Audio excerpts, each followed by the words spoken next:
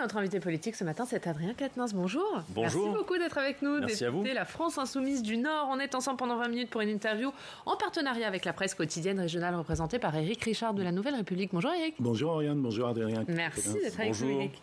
On commence bien sûr, puisque vous êtes élu du Nord, des Hauts-de-France, par cette déclaration de Xavier Bertrand, votre président de région, qui s'est donc déclaré officiellement candidat à la présidentielle. Il est également candidat à sa succession dans la région des Hauts-de-France. Qu'est-ce que vous avez pensé de cette déclaration de candidature ? Il est candidat à beaucoup de choses, Xavier Bertrand, comme tout le monde le voit. Non, mais d'abord, c'est le timing qui surprend parce que, il avait dit qu'il conditionnait le fait d'être candidat à la présidence de la République par sa réélection à la région. Pour l'instant, c'est pas fait. Alors, est-ce que c'est ce que nous avons fait avec le rassemblement que nous avons construit à gauche autour de Karima Delli, tête de liste écologiste, soutenue par la France Insoumise, qui l'inquiète, peut-être. En tout cas, il a vraisemblablement voulu accélérer. J'achevais juste avant d'arriver sur votre plateau la lecture de l'interview de Xavier Bertrand au Point. Ce que je note surtout, c'est la férocité antisociale des propositions qu'il porte. Il propose de faire travailler les Français plus longtemps, de baisser la dépense publique. On se demande où il va continuer à le faire quand on regarde ce qui a été fait à la fois par M. Macron mais aussi dans les précédents quinquennats. Je crois qu'en fait, présente en candidat d'une droite sociale. Droite sociale, heureusement que l'étiquette c'est écrit, parce que franchement, quand on regarde le détail des propositions, on ne se rend pas totalement compte. Non, je crois par ailleurs que La République En Marche, qui s'agitait beaucoup hier soir sur les réseaux sociaux à l'annonce de sa candidature, peut être rassurée. Quand on regarde l'interview de Xavier Bertrand au Point, on a le sentiment qu'à peu de choses près, il a l'intention d'appliquer le programme qu'Emmanuel Macron applique, et avec en plus l'intention peut-être de faire aboutir une réforme des retraites qui pour l'instant a été mise de côté.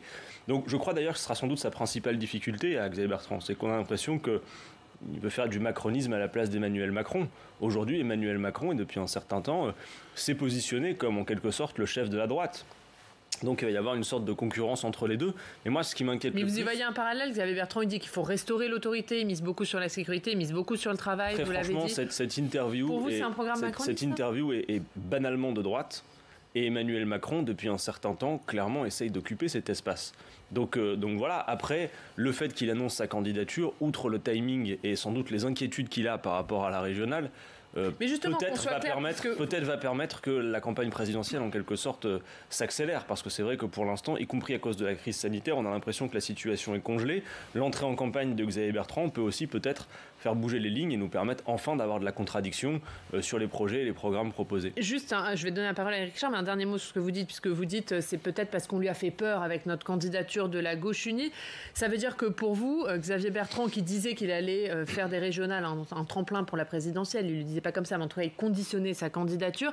Ça veut dire que maintenant, il est en train de faire de sa candidature à la présidentielle un élan pour sa campagne des régionales, c'est ça ? C'est comme ça que vous le voyez, vous ? Il y a sans doute une explication rationnelle au fait qu'il change complètement son calendrier. Il avait dit « j'attends d'être réélu à la région pour me présenter à la présidentielle ». Et finalement, il inverse le calendrier. Posez-lui la question. Je pense qu'effectivement, ça tient au fait que la configuration de ces régionales n'était pas celle qu'il attendait. Mais est-ce que pour vous, c'est un problème qu'il soit à la fois candidat au régional et candidat à la présidentielle, ou pour vous, ça ne change rien pour la campagne des régionales ? Ça montre juste une chose, c'est que finalement, l'ambition qu'il a pour les Hauts-de-France aujourd'hui, c'est rien d'autre que simplement s'en servir, comme vous l'avez dit, d'un marchepied vers la présidentielle. Et ça, très franchement, du point de vue des citoyennes, des citoyens des Hauts-de-France, je pense qu'il voit bien là que le candidat à la régionale, Xavier Bertrand, sera a priori très peu de temps soucieux de la région une fois élu s'il l'était. Donc ils auraient plutôt intérêt à faire en sorte que nous le soyons, d'autant plus que dans les Hauts-de-France tout de même, depuis 2015, la région est prise en étau dans un face-à-face entre l'extrême droite et la droite de M. Bertrand.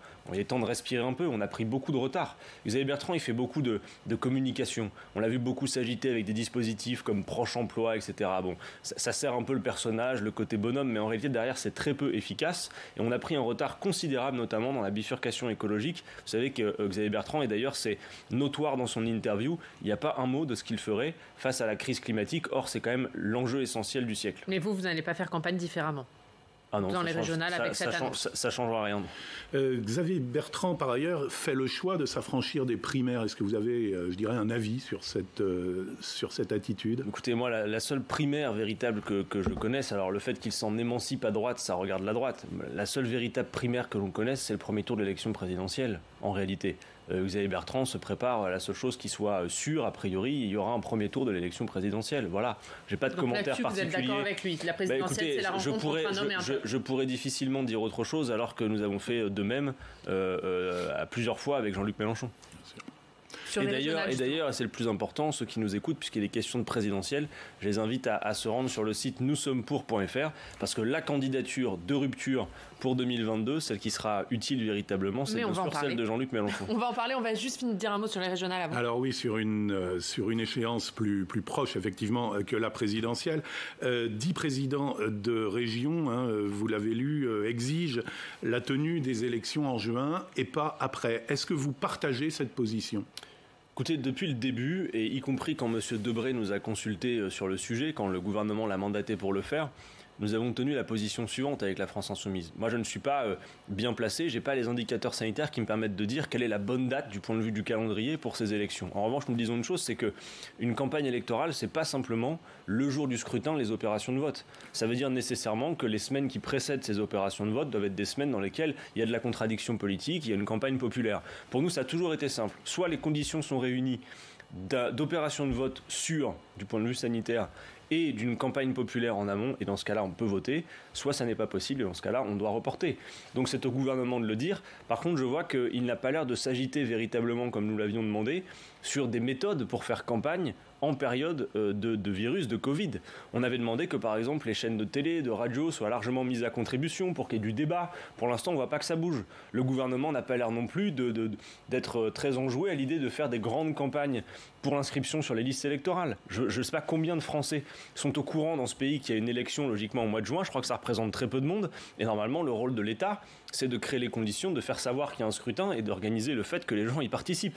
On n'a pas l'impression que ce soit la priorité. Et alors, justement, ce que l'on sait, c'est aussi que ce n'est pas une, mais deux élections qui sont censées donc se tenir, à savoir les départementales et les régionales. Est-ce qu'il faut graver dans le marbre ce principe, ou puisque la France Insoumise... Quel principe, pardon ? Des deux élections faites dans la simultanéité, ou est-ce qu'il faut éventuellement, pourquoi pas, fractionner en quelque sorte. Quel intérêt Parce qu'une élection double, en quelque sorte, c'est peut-être aussi plus de risques, plus de contraintes.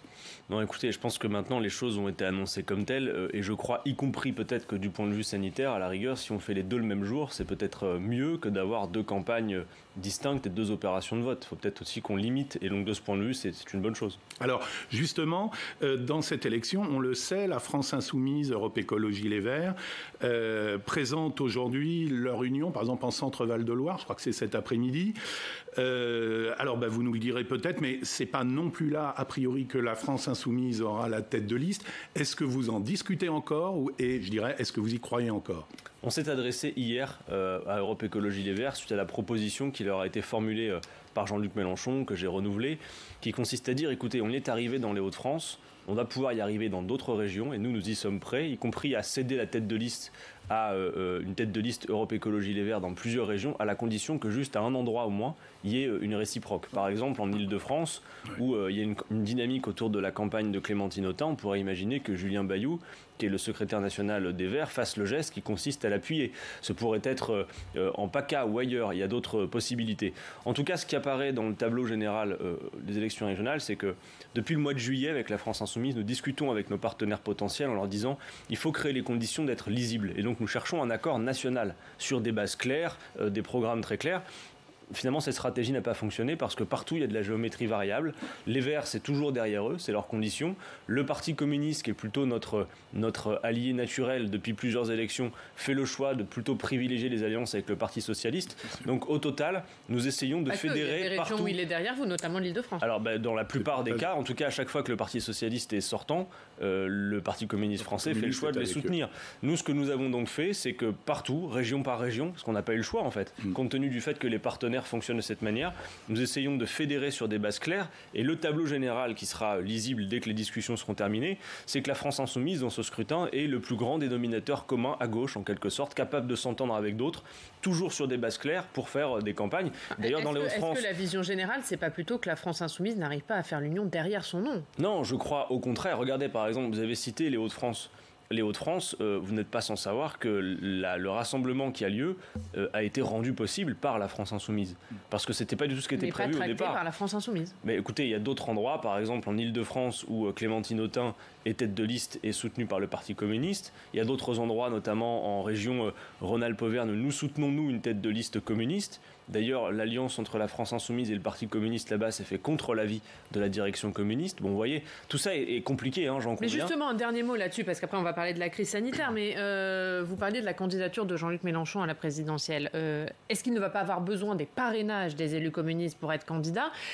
Et est-ce qu'en ne vous alliant pas avec Fabien Roussel, en tout cas n'ayant pas mis Fabien Roussel en tête de liste dans les Hauts-de-France, vous n'êtes pas en train de compromettre sa candidature à la présidentielle ? Non, pourquoi ? Ce que nous avons fait dans les Hauts-de-France, c'est permettre ce qu'il se passe aujourd'hui, c'est-à-dire le fait qu'il y ait un rassemblement très large.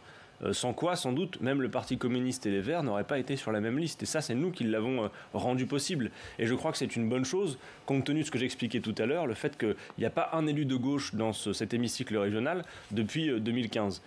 Après, écoutez, les communistes ont une décision à prendre au mois de mai prochain. Moi, ce que j'observe, c'est qu'à 2 reprises, dans les 2 dernières élections présidentielles, nous avons su nous regrouper autour du même candidat et du même programme. Non sans un certain succès, tout le monde l'a vu. Et je crois que la 3e peut être la bonne et qu'on peut faire mieux. Et 2022... Mais vous pensez vraiment qu'ils vous accorderont leur parrainage alors que Fabien Roussel dit qu'il veut être candidat lui-même ? Écoutez, les parrainages, vous parlez des 500 signatures d'élus. Écoutez, la dernière fois, pour tout vous dire, on y est arrivé sans une grande aide du Parti communiste. Des maires communistes n'ont pas attendu les consignes du parti pour parrainer Jean-Luc Mélenchon, mais finalement, on était quasiment au bout quand ils ont décidé de dégeler les signatures. Donc c'est pas le plus grand des problèmes. Maintenant, je le dis, ce qui serait préférable, c'est que nous ayons une alliance avec le Parti communiste français qui lie les présidentielles, la question du programme, et franchement, c'est pas compliqué. 90% de nos votes sont communs à l'Assemblée, et à 2 reprises, nous avons été à la présidentielle avec le même programme. Et qu'on ait, avant la présidentielle, un bel accord législatif qui permettrait à chacun de s'y retrouver.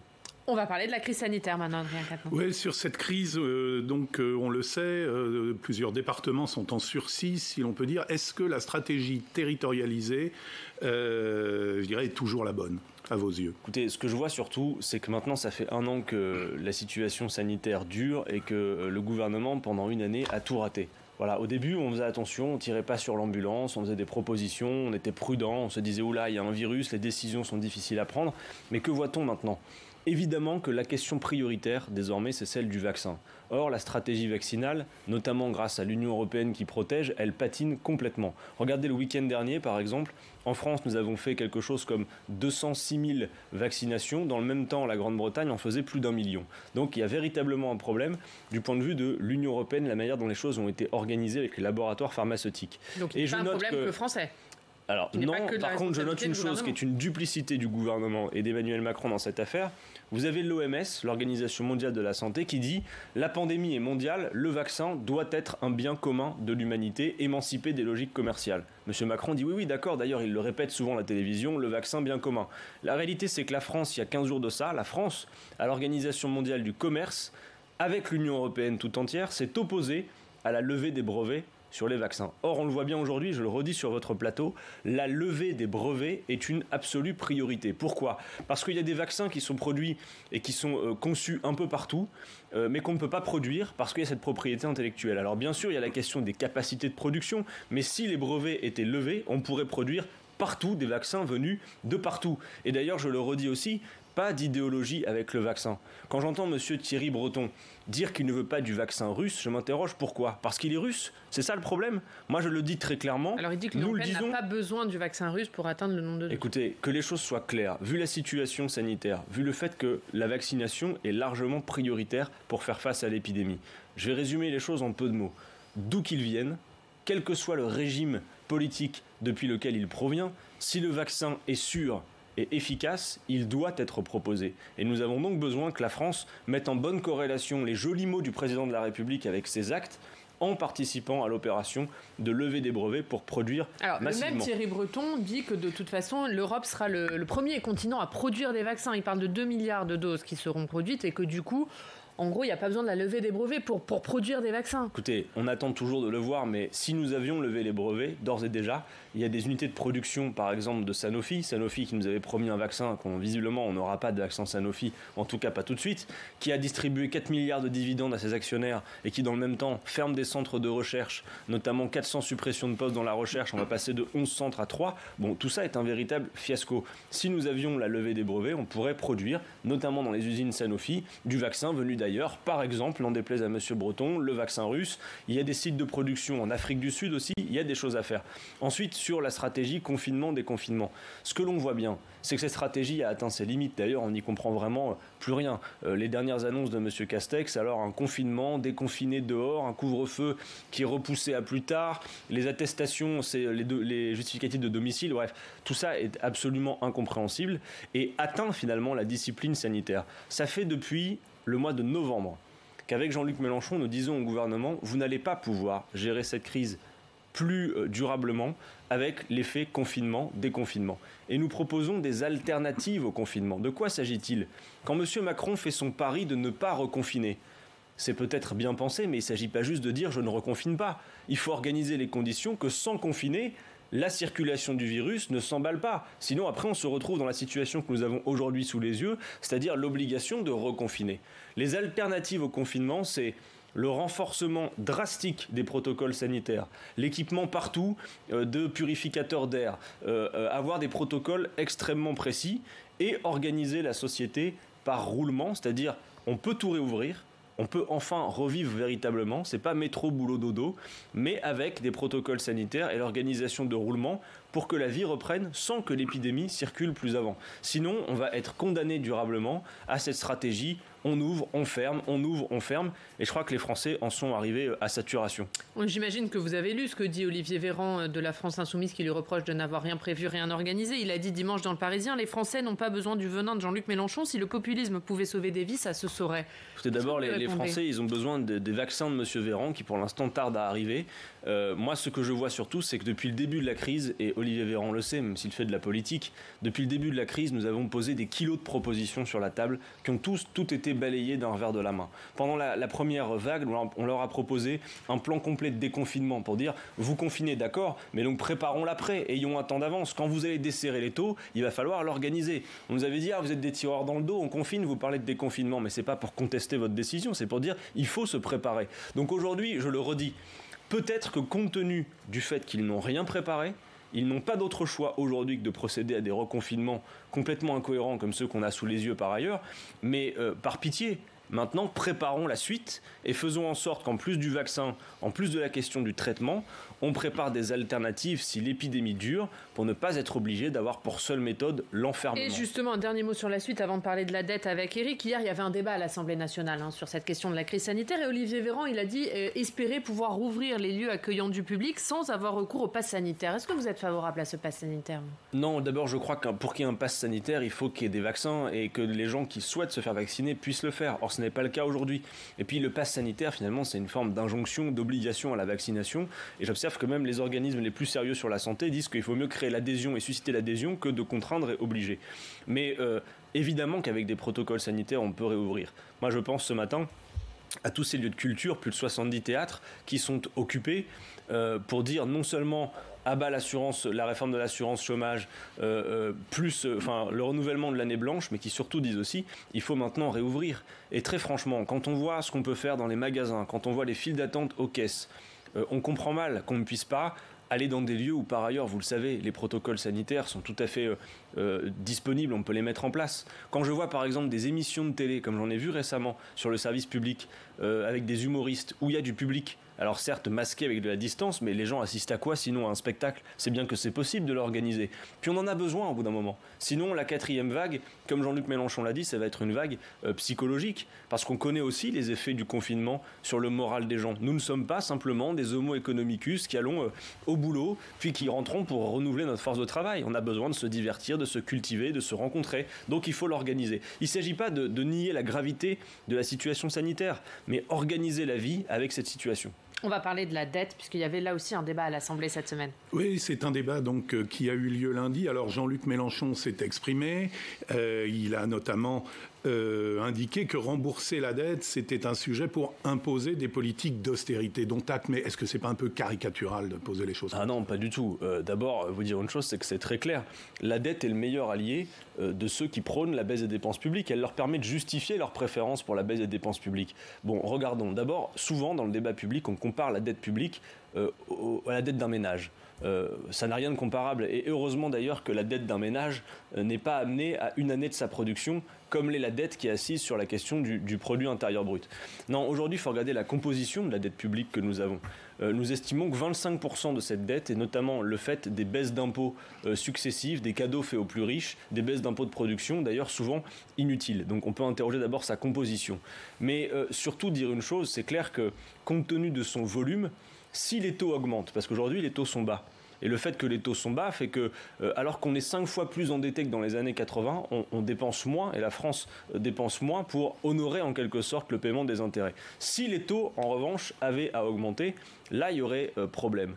Et il faut dire une chose, dire on va rembourser la dette à tout prix, ça veut dire aux générations futures, vous ne ferez pas les investissements nécessaires pour la bifurcation écologique et vous vous saignerez au travail juste pour rembourser la dette. Ça n'est pas possible. Nous avons besoin d'investir beaucoup pour faire la bifurcation écologique, pour faire tout ce qu'il y a lieu de faire. Alors, il y a des méthodes qui certes ne conviennent pas aux partisans du remboursement de la dette pour justifier la baisse des dépenses publiques, mais il y a des méthodes tranquilles, pacifiques, qui ne sont pas du tout ridicules, qui permettent de régler le problème tranquillement.